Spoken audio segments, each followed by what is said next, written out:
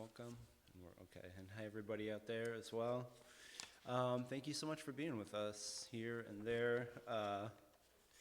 I'm Mike Wendt. I'm the programming director here at Woodland Pattern. It's an incredible pleasure to welcome Isaac Jarnot back to Woodland Pattern. In celebration of, I've got my props here, hold on, of this book, 4 lectures, which is tremendous.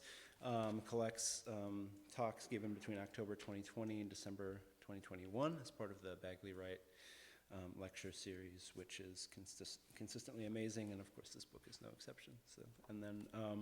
So that's out there, as you probably saw.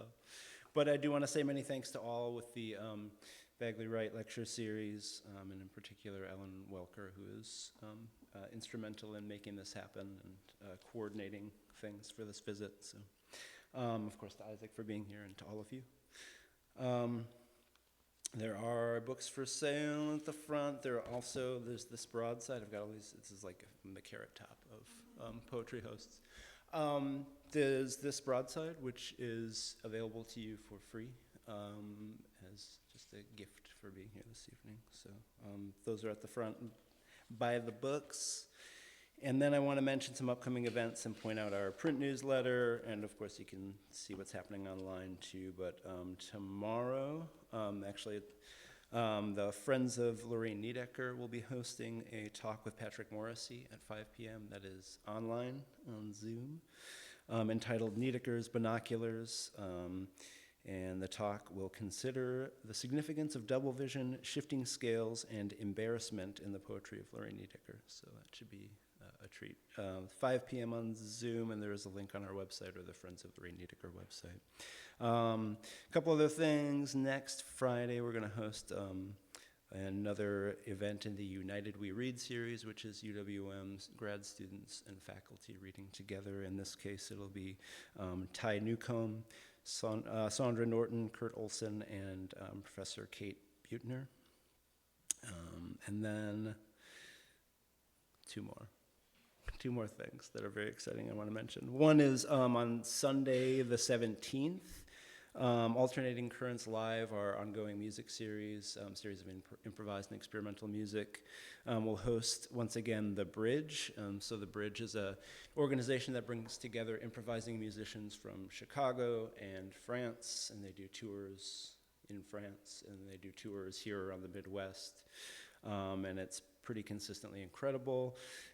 This ensemble will feature Greg Ward on alto saxophone, Nicolas Pio on alto saxophone, 2 saxophones, Helene Labarriere on double bass, and Isaiah Spencer on drums. So that's Sunday, the 17th.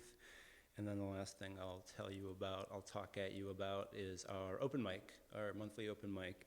That is Fridays, typically the last Friday, though this month it will be Friday the 22nd because of the holiday at the end of the month. So if you'd like to come share some writing with us, we'd welcome you to do that. I should say that all of those events, United We Read, Alternating Currents Live, and the open mic start at 7, so that's enough of that. Now let's start the reading. So it's my great pleasure to welcome Isaac Jarnot, who was born in Buffalo, New York, and educated at the State University of New York at Buffalo. He is the author of several collections of poetry, including Some Other Kind of Mission, Ring of Fire, Black Dog Songs, Night Scenes, Joie de Vivre Selected Poems, 1992 to 2012, and A Princess Magic Presto Spell. He co-edited an anthology of New American Poets, and his biography of San Francisco poet Robert Duncan, The Ambassador from Venus, was published by the University of California Press in 2012. He has been visiting professor at Naropa University, Brooklyn College, the University of Colorado Boulder. He lives in Jackson Heights, Queens, holds a Master's of Divinity degree from New York Theological Seminary, is a PhD student in theology at Drew University, and is a minister at Safe Haven United Church of Christ. In 4 lectures, Isaac Jarnot shares Robert Duncan's thought that, quote, "Responsibility is to keep the ability to respond. And over the course of many books and decades within communities of poets and artists, Jarnot is a responsive and responsible poetics, attuned to the emergencies and exigencies of the moment, which is itself ever-changing. This mirrored in Jarnot's fluidity of language and thought, through shifts in meter, voice, form, and syntax, yet always speaking in a radiant and energetic voice of non sequitur, sounding out the cadence of what's, quote, around the corners of the day. Drawing again from 4 lectures, is what I'm doing now. Jarnot writes, quote, I think now that this is where I became a poet for real, when I stopped trying to go somewhere, speaking of manifest destiny, with the poem, and instead let the poem occur. And his are poems that occur and recur and repeat, spiraling and coiling in tightly wound mosaical patterns, or expanding outward into constellations from a linguistic singularity, finding their way into a seemingly spontaneous confluence of, quote, snowstorms, asteroids, leukemias, of funerals, dentists, divorces. To move so deftly, gesture so broadly in such small spaces, Jarnot voices a present and a presence so immediately tuned to language as it unfolds in the mind. Poetry as a way of upsetting received strictures and structures of language, but in ways that allow for so much joy and love, and for an incredible sense of humor. And somehow, this sense of immediacy and responsiveness and the disjunction, the sudden shifts, the spiraling lines manages to bring so many disparate vectors of thought into context and concert. All the stuff of life in, quote, a luminous simultaneity, or as Juliana Spar notes, quote, Jarnot writes the meter of everything, and as he does this, he reminds us what matters. It's an incredible pleasure to welcome Isaac Jarnot.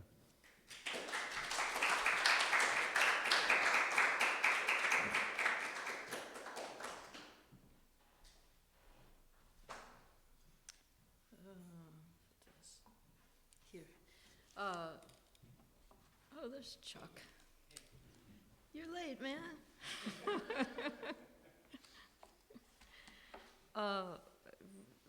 I'm just really delighted to be here. It hadn't occurred to me until I walked in the door of this space that I was coming home in some way. And I was like, oh, this is all so beautiful and familiar. I'm just see you guys. I'm just so happy. So thank you for being here. And I am going to read a little bit from this book of lectures, and I'm going to read some poems as well, and then I guess we get to chat, and then after that we get to go and have a beer, which is what I'm really, really looking forward to. Yeah, okay. Not that I'm not looking forward to this. I'm looking forward to this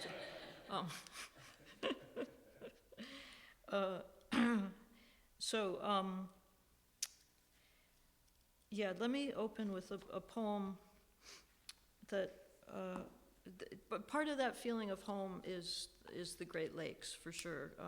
Since I grew up about a 10-minute walk from Lake Erie. So I want to open with this poem called Hockey Night in Canada.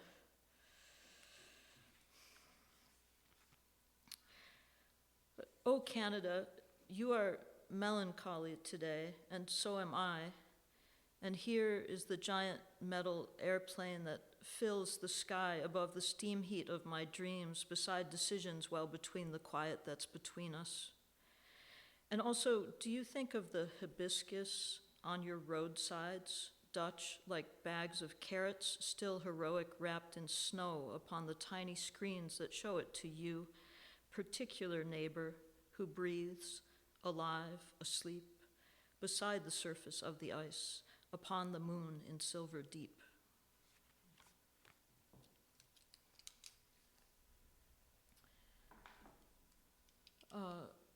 So first of all, yeah, I guess, the funny thing is about pronouns. It's really interesting to hear introductions. I've been given readings, and just now, Mike, when you were, I wonder why, pronouns are so complicated in our culture, right? Because when I hear you introduce me in relation to earlier work that I did as so-called girl, whatever, however you want to say it, I'm like, oh, there's this disjunctiveness that it's really interesting to me. And we had this experience this afternoon when I got into town because we had booked, Mike had booked my hotel as Isaac, and I don't have my new ID yet. And it took like 20 minutes for these people to agree that I could have a room at this hotel. And it wasn't really like maliciousness, like it was just like inability to like deal with the fact that binary stuff is like where we're at as a culture, and it just like it's very strange.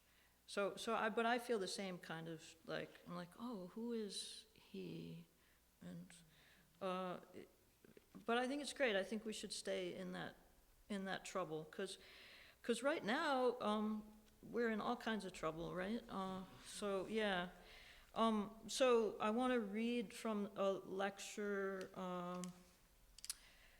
that is in this book. It's the last lecture in this book. I wrote it when I was going out to St. Louis to give this talk. It follows up from the first lecture, which I gave here at Woodland Pattern, but I gave it online because we were in the midst of a pandemic.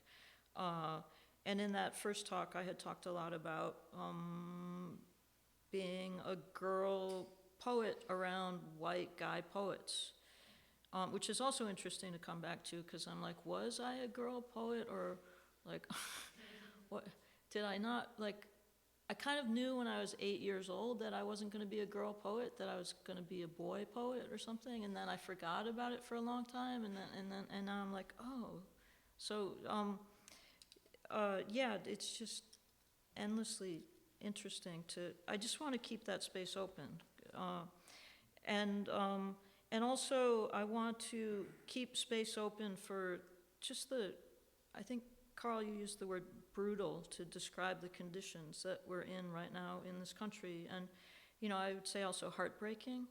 So I want to try to balance that despair with the spaciousness of what is possible, just in the fact that we're here, and in a space like this that is so incredibly life-giving. So this lecture is called, "Is That a Real Poem, or Did You Just Make It Up?"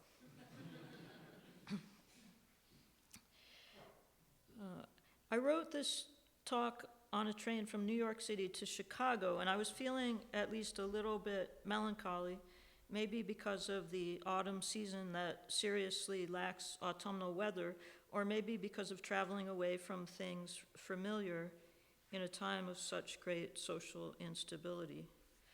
So that was written 4 years ago. Yeah. So it just keeps getting better.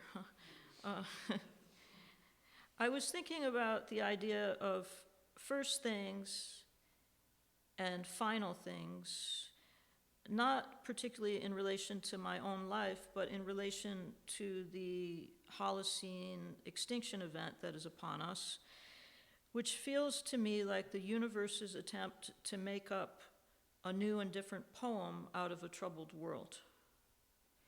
I have my own upstate New York origin story that contributes to the first things of my poems: gravel driveways, snowy owls, willow trees, mourning doves, football, a bowling alley, Jell-O, and Campbell's soup. It's pretty down-home stuff, pretty Americana. My old friend and mentor, the poet Jack Clark, called it the Derby Shuffle. Derby is the town I grew up in. Called it the Derby Shuffle, the way that I and my poems make our way along through this lifespan. I knew what he meant. He meant that I wasn't going to be a fancy academic poet, nor should I want to. And I understand the nuance of what he meant even more. And I understand the nuance of what he meant even more now, that over time, what I've done as a poet comes out of the guts of the origin story, that at the matrix of the messy mix of snowy owls and Campbell's soup, I've developed an ear for the mystery that brings all those elements together into the creation. It's not a special gift.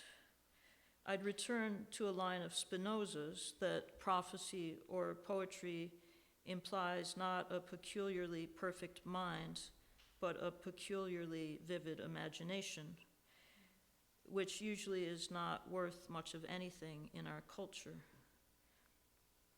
I'm thinking of a phrase from the book of Revelation. What does it mean for the poet to act as prophet in imagining a new heaven and a new earth?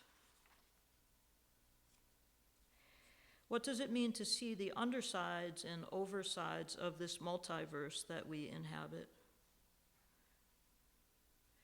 I think this is incredibly important right now, because this is what we totally lose in the current political situation and in our despair, right?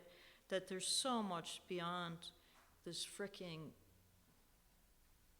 I don't know what to call it, the petty snuff film culture of death, right? Yeah. What does it mean to see the undersides and oversides of this multiverse that we inhabit? That might sound like something a fancy poet would say, but what I really mean is something simple.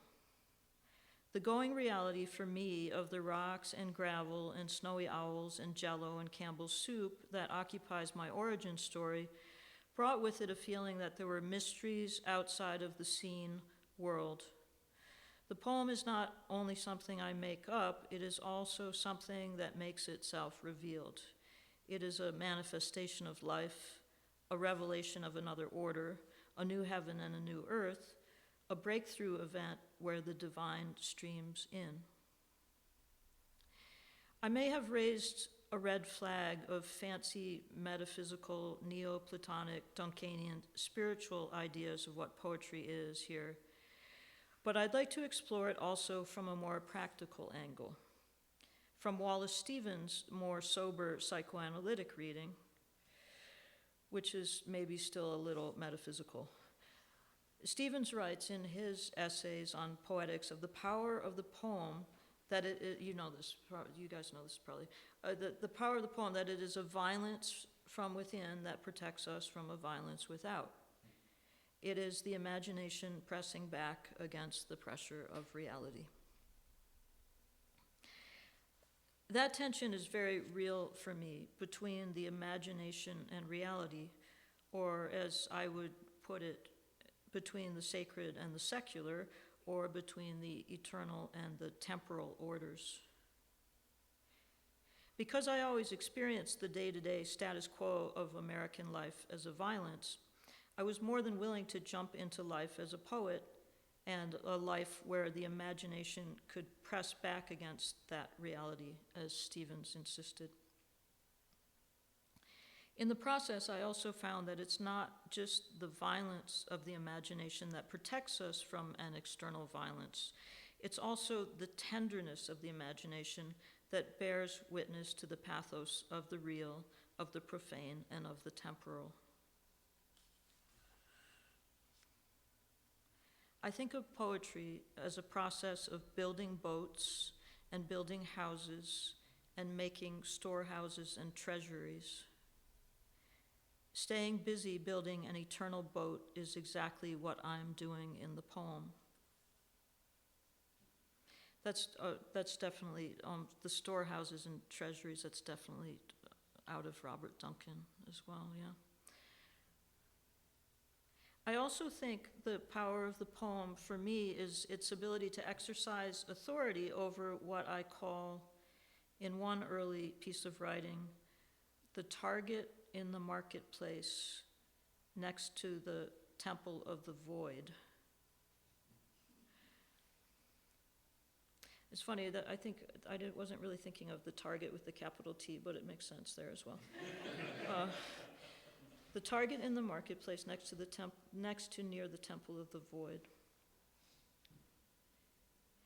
When I brought parts of my first book in progress to a classroom of fellow students in about 1993 at Brown University, one of them said in exasperation, "It reads like the plans of the quiet guy next door who builds bombs."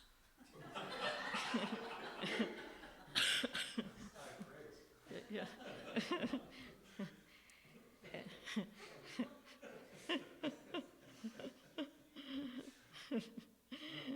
And I thought that's exactly what I wanted to do.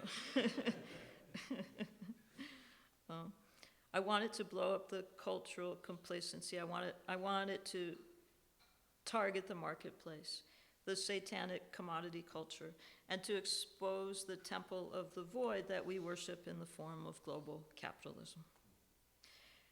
I don't think I would have been able to articulate all this when I was 24 years old and writing that book, but I had an intuition, and I was led along by the prophetic around me in a tradition that included the work Allen Ginsberg did in Howl to blow up Moloch to take on the giant.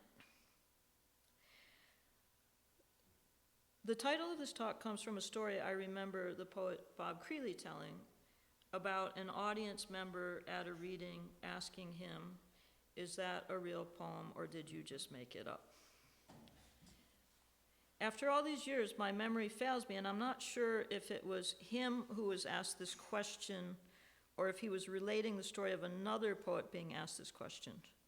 All I know is that it happened to a poet at a poetry reading. And I love the question because the obvious answer is yes, I just made it up because I had a feeling about the potentiality of a new heaven and a new earth, and I want to inhabit it. I have always had a feeling there was something beyond the actual Walmart on the highway. The easy way to describe it is to call it the eternal. That's the minister in me, but is to call it the eternal, the thing that we know is there outside of us. Though Jack Spicer would say that there are many ways we can describe that something beyond. Right? He suggests that we could call it the Martians or the id.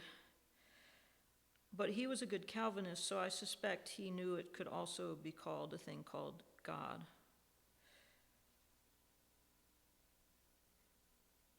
I don't mind calling it God, but I would make God equal to lots of other things and probably not capitalize it. Or call it creation, maybe? I don't know. I know because we are in this Christian nationalist nightmare, it's kind of hard to put the God word in the stuff, but I just want to reclaim little bits of it, because there's some fantastic parts of that tradition that got wrecked by, I don't know, Paul writing his letters and having them become the church, but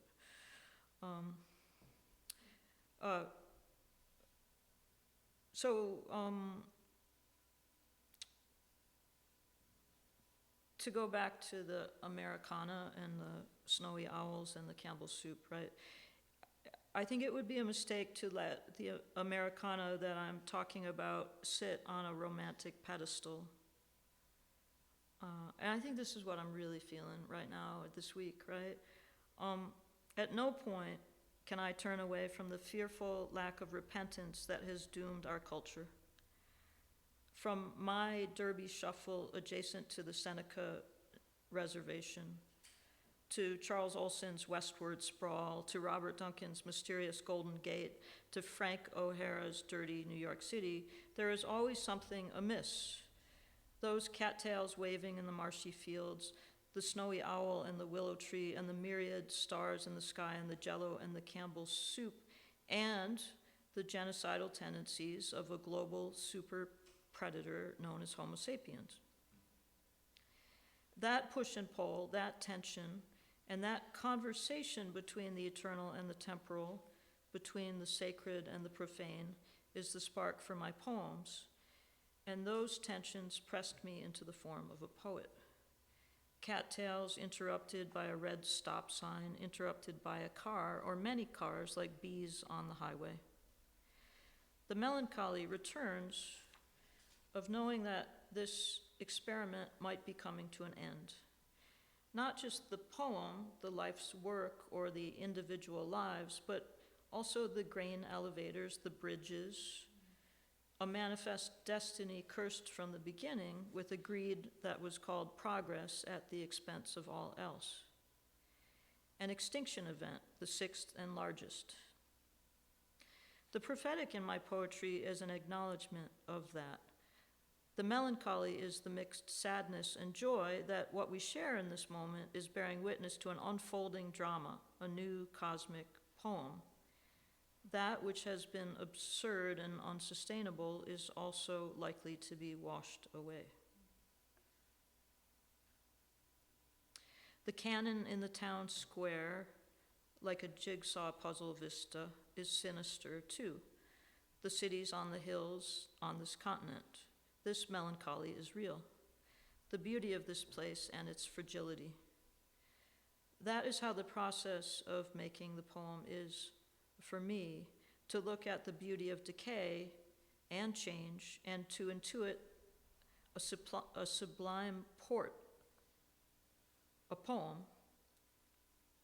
a door into the poem, I would say, where dust becomes spirit and spirit becomes dust, where dust and spirit meet.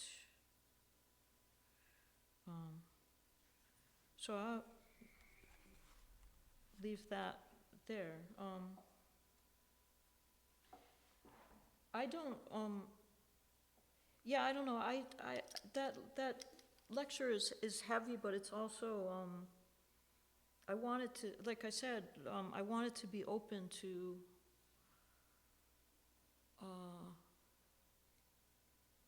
what is on the other side of that grieving, which is I would say the constant regeneration of life, even if it's not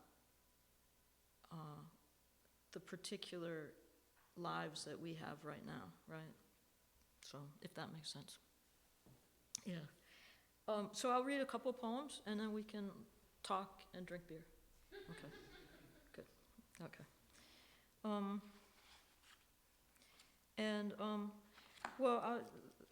Let me do this. I don't know, I'm feeling the kind of down-home Milwaukee-Buffalo connection, so I'm going to read like something that takes me home again.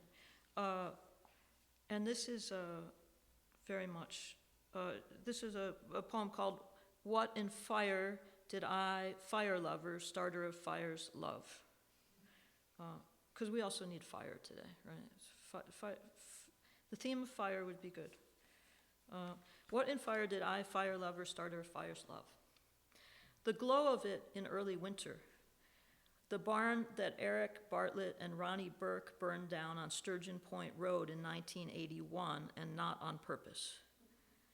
The coils of voluminous smoking snake pellets set off in the driveway and on the porch steps with the neighbors' kids. The activity of Jim in finding the biggest log outside the house to put into the fire. The burning things upon the beach, paper cups, straws, tires, and also driftwood.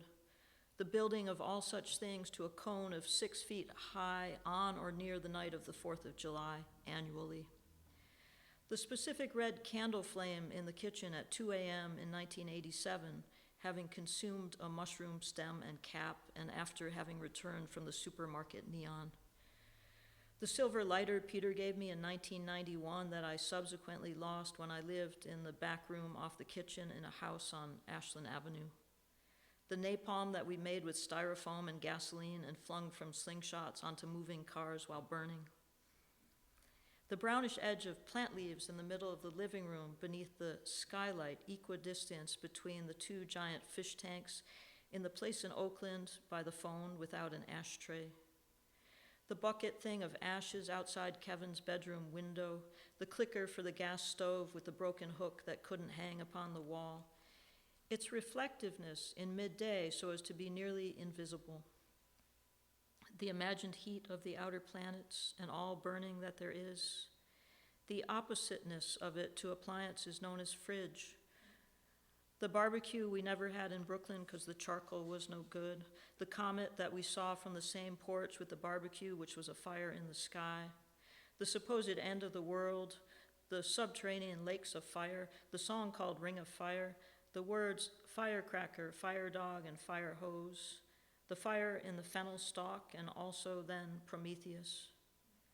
All general ideas of warmth and glowingness, the variety of foods that can be cooked with it, the use of it to see when there's no electricity, its ability to melt wax, the way it starts from broken glass reflections, the way it melts sand into useful glass, the way it can be used to shape things into glass-shaped swans and also other birds.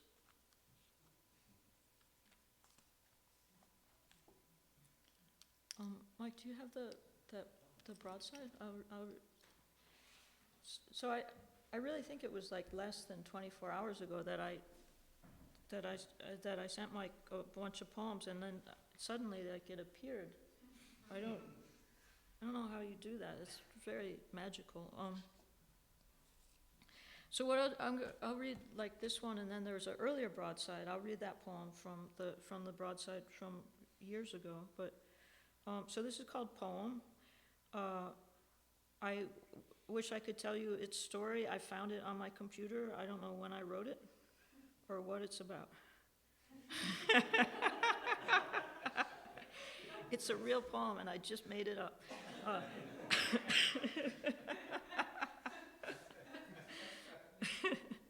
So there. Poem. Rascally, the vision center and the sparrows. Emptily, the rain of the summer in the winter crosswalks. Dreamy death in some fancy movies from Europe. A boat still rocking on the avenue of sycamores by boot steps accumulated, mummified among the hosts. Every sheen of cat fur, each and every dandy in a real and darkened coat. Die Nacht ist kalt und der Himmel ist inky. A little pencil scratch to nestle where we are.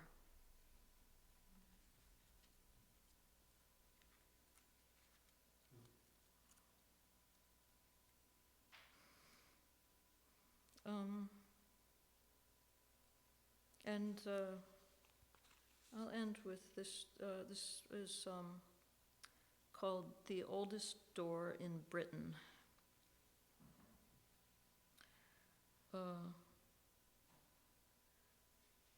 Which is in Westminster Abbey. And it has a plaque that says the oldest door in Britain. The oldest door in Britain. O rare Ben Jonson, do you not know strife? Have you not got topping on your cake, no holes inside your shirt?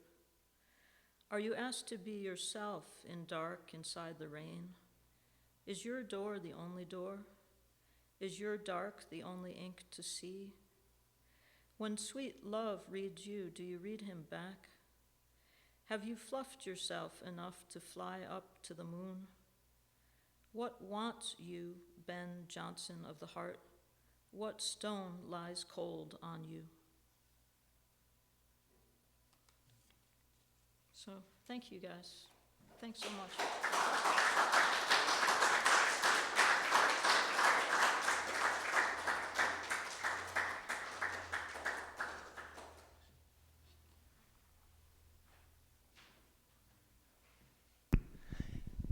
Hi everyone, I'm back here now. So I've got this microphone. I just have a quick note to say about the logistics of this, that if you have questions, of course, please ask them. That includes those of you tuning in online who can share questions in the chat that we can then read. If you're here in the room, if you wouldn't mind signaling somehow, raising a hand that you have a question, I can bring you the mic, and that way people watching online can hear both the question and the answer. So questions. Yeah. Here I come.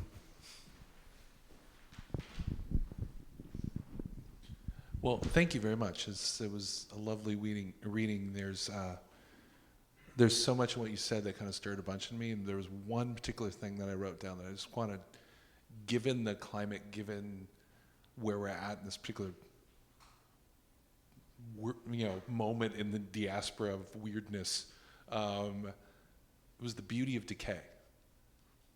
And it's I thought of myself as a young artist painting rusting things that I found in Wyoming, and that I immediately that one line brought that back to me. So I just wanted to have you say a little bit more about that, because it was very visceral for me.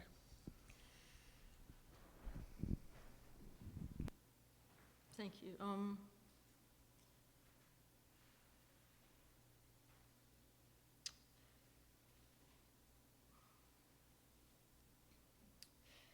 Well, I'm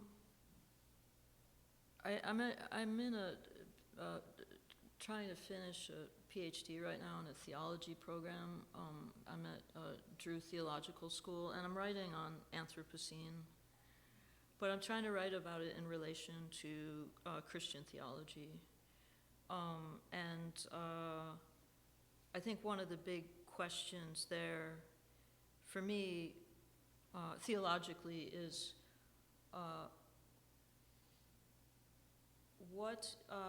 how do we make sense of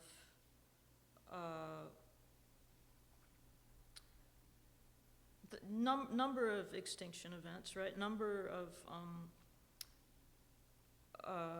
these kind of explosive moments of, or long periods of decay followed by regeneration, in relation to theology that is positing the ultimate decision of a God to come to this one part of the universe in human form, right? And yeah, certainly, like, if you read the IPCC reports from the UN, like, it looks like, possible human extinction in the future, not that far in the future, right? I mean, I know, like, it's, we don't know what's going to happen, but yeah. So I'm interested in decay as just part of the process, and certainly from that Christian perspective of that you have to go through something to get to the other side of it, which is the way that the Jesus to Christ thing is framed. Yeah. So for me, that's kind of part of it right now.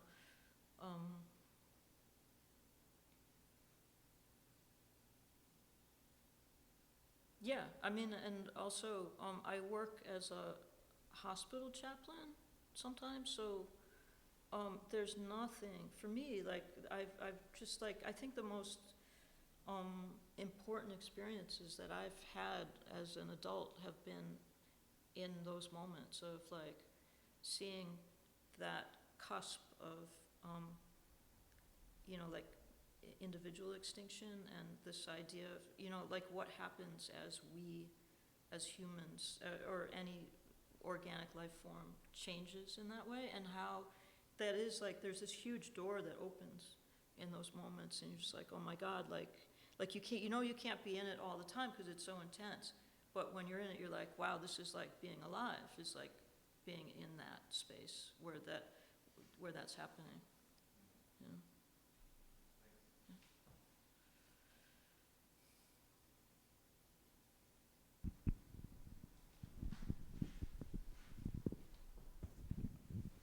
I'm intrigued by the phrase, the temple of the void. Yeah. And I think of temple as a sacred place, but not in the religious dogmatic framework, but in more of an inner being of things. And I don't want to interpret what you said, so I'm trying to frame a question. I think of Teresa in her castle, or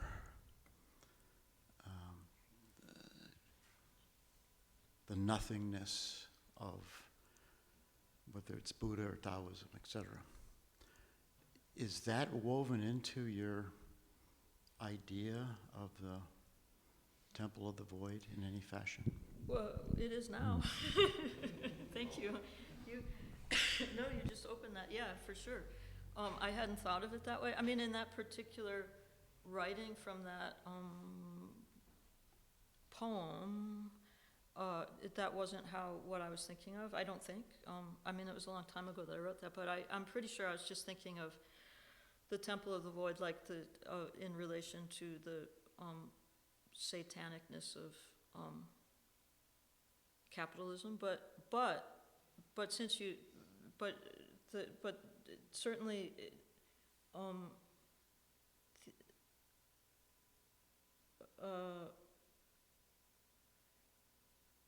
there's the whole other side of it, which you just opened, right?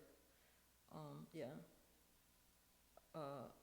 It makes me think of, I've had some experiences with ketamine. Ketamine, a psychedelic, yeah, and it's the new hip psychedelic. The off-label, yeah, thumbs up if you, okay. It's, yeah, anyway, but yeah, there is certainly a sacredness of letting that emptiness erupt. Yeah.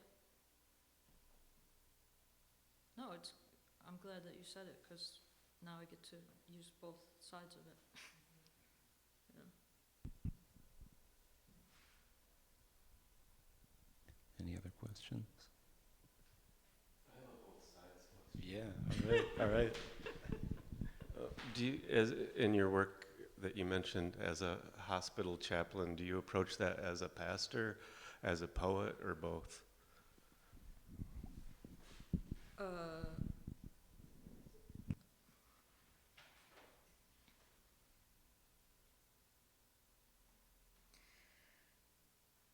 I think as a pastor, yeah. I don't know, when I first interviewed for a job at Lenox Hill Hospital, the rabbi said, "Oh, good, you're a poet, you can read poems at the bedside." And I was like nah. Yeah. Yeah, it feels different. Yeah.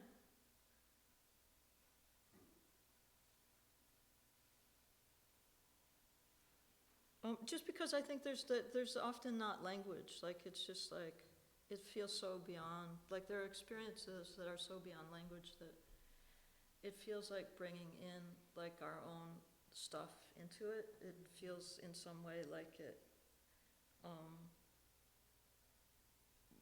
interrupts that sacredness of that void, of the Temple of the Void, yeah.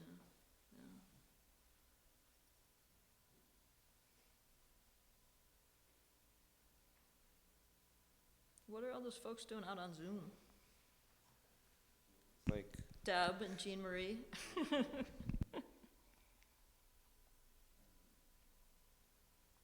Did they leave? yes, there is They a question here. How about riffing briefly about blood in my eyes? Is the question. Nah.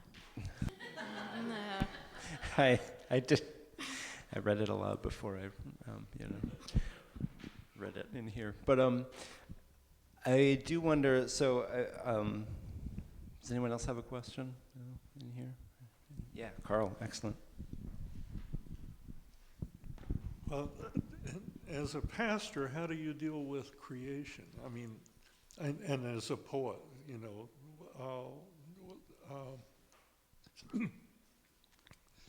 lately I've been musing about rocks, and every single rock is older than God, basically, is my opinion. But I'd be curious about yours. That's heresy, man. That's. But it's a fact. Tell us what you really think about that.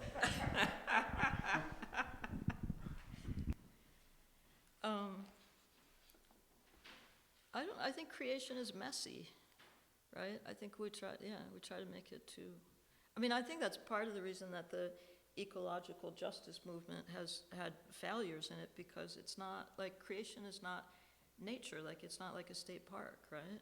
It's like, it's much bigger than that, yeah.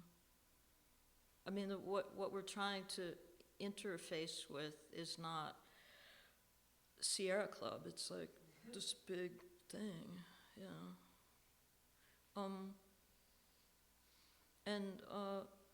You know, it has its own plans. That's the other thing I think about the moment that we're at with climate. It's like, I just feel like we don't have to worry that much. Like, the Earth will reset itself, right? Like, the Earth has its own plan for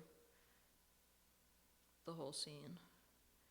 I mean, the Earth has always, like, maintained life by getting rid of what is not working. As far as I understand the way that extinction events work, except for I don't really understand the dinosaur thing with the asteroid, how that was. I'm trying to work this out for my dissertation, because I want to really, like, explain how these ideas of Trinity, of God, Jesus, and Spirit, are and in any way in play in extinction events, or how you would make sense of that theologically, or do you just have to scrap the whole system? But I can't scrap it because I have to get the PhD. I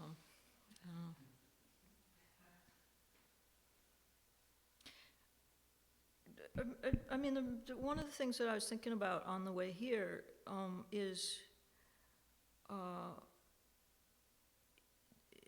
you know, in relation to creation, the creative impulse, and both, like, the earth and poets, is that, well, we have to, like, in this moment, in relation to especially what happened this week, like, we have to be expansive. You know, it's like when you see a bear and you're supposed to, like, get bigger, you know, like, so that you scare the bear away. Like, I feel like that is the work to be done. I mean, I feel like spaces like this, like you guys created a space where that could happen, where the thing that is the right thing, that is the ethical thing, that is the creative thing could continue to happen, right? But I think it's just so, more than ever, it's so important to be big in that way, in like resisting, or in articulating just that it's not that whatever is seen as normal for people who voted really poorly, that it's not normal, and that there's better abnormal things that we're gonna hold on to. Right? I mean, doesn't that make sense? Cause it's scary, cause like for me, I was like, I'm just gonna stay under the couch, right? But no, you have to get bigger. Like I feel like I have to go out and be like, hey, before I transitioned, I was a girl, you know, like just like wherever I go, I'm just like, so fuck you, people, you know, like, cause it has to be that, I don't know what else we can do. I don't know, just my opinion. It's just my opinion for the record. Sorry, you guys have me all wound up. I'm just so happy to be here. Well, thank you so much. This has been wonderful. And as Isaac mentioned, you know, beers may be in our future. So if you're interested in that, and talking about how to make ourselves bigger over beers, talk to us and let us know if you want to join. Thank you so much, Isaac. Thanks, everyone. Thank you.